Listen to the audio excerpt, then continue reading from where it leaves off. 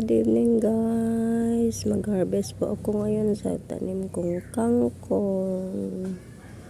Isa lang naman ako. Yan ang ulam ko ngayon. Adobong kangkong. Pitas pa ako guys. Ilagay ko na muna dito. Kumukuha na ako para hindi sayang at batang bata pa naman. Mag-harvest na ako. May ano pa siya.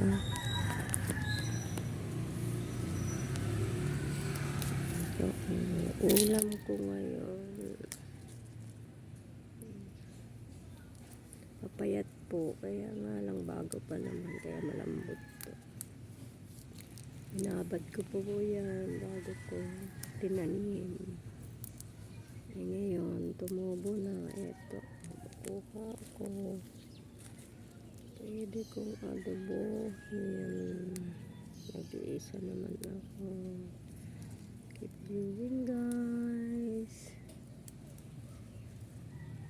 Salamat. Ang kangkong kong tanim dito sa ano.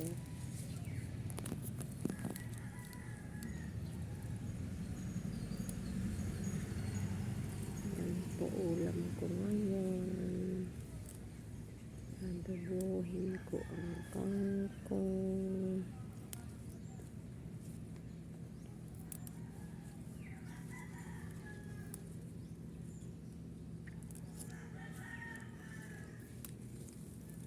Hindi na ako bibili.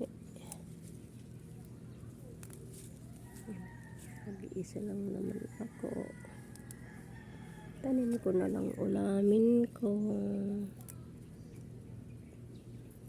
Dinidiligan ko po ito araw-araw. Mamaya ko na lang diligan. Kasi na, paubos po guys. May susunod na naman na talbos niya. Wala na, paunti na guys. Ang dami na kanina. Last na.